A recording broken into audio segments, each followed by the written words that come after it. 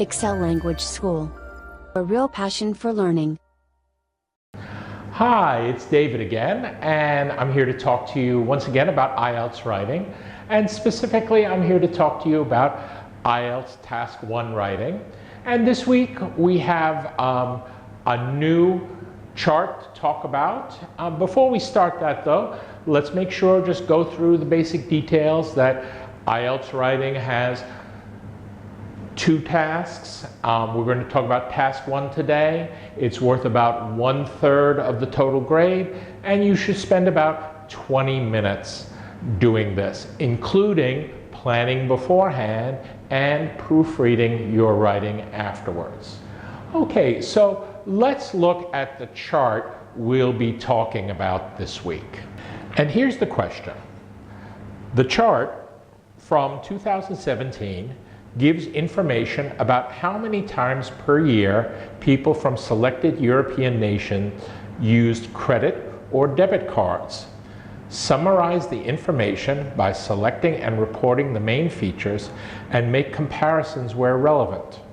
And now, I gave this student a 6-6.5 grade on this essay, and I consider it a good essay. Now, the student made 2 mistakes in the first sentence. The first mistake was that the student used the present tense verb pay instead of the past tense verb paid.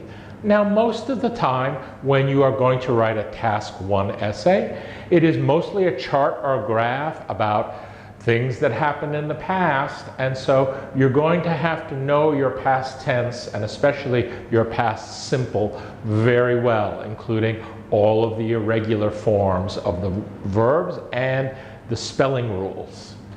And the other error that the student made in the first sentence is that she misspelled a very basic word, which is the word annually, which has 2 N's and 2 L's. And annually is probably a very useful word to know, and a word that will appear in task 1 very frequently. So it's a word you should really study and have down, be very confident in your usage.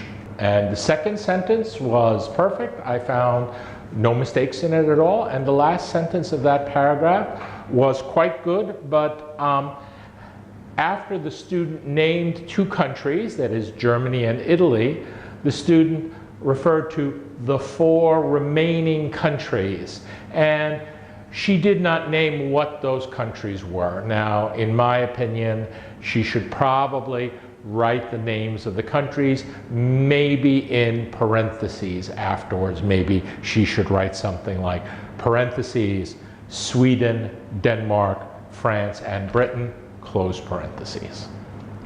Now, the final word of the sentence is the verb rocketed. The verb rocketed. And this is a great word to use to the verb to rocket, or even better, to skyrocket. And students like to use this. It's a easy word to spell, and it's a very vivid image, and so that's good. But the important thing to remember is to make sure that it describes the data correctly. And in this case, I believe that the verb rocket is not correct for the data. Now, to give you an idea why I say this, let's look at a different chart. Now, this is not the chart we're writing about, but this is another chart, and it is about opioid usage in the United States. Opioid is a type of drug. And you will see on this chart that the usage of this drug goes up very steeply, very dramatically.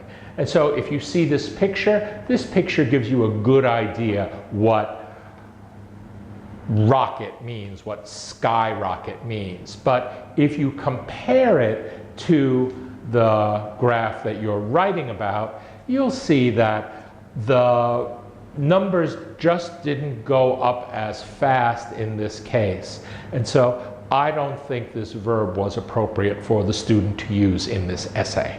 Okay, so turning to the second paragraph, now the student writing was generally good, but I felt like I needed to make a correction because the student really didn't make clear what years she was referring to. And this was very easy to fix. In one sentence, you just refer to the year 2014, and in another one, you refer to the year 2000. And you should always make clear what time you're talking about.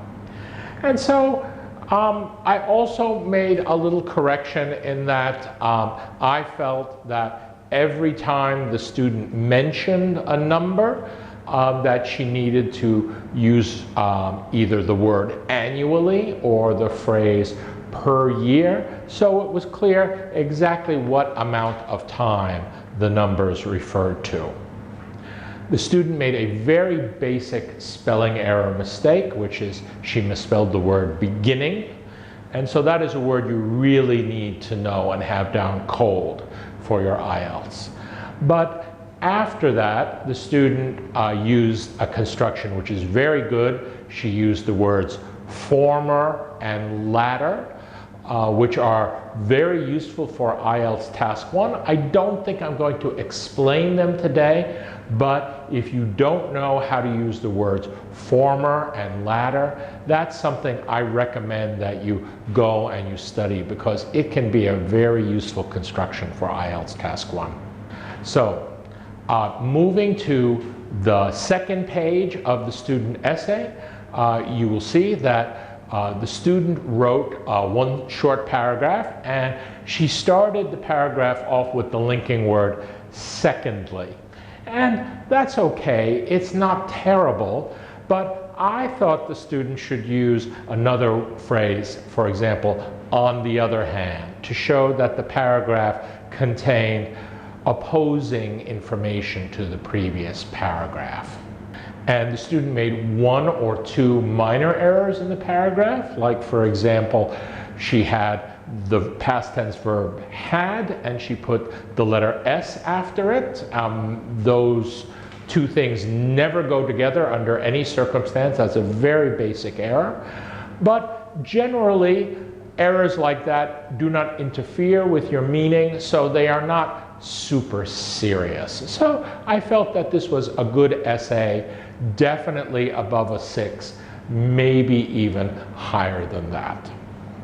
So that's my commentary on this Task 1 essay this week.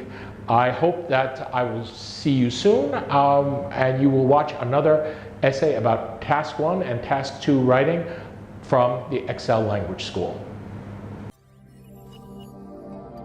Excel Language School. A real passion for learning.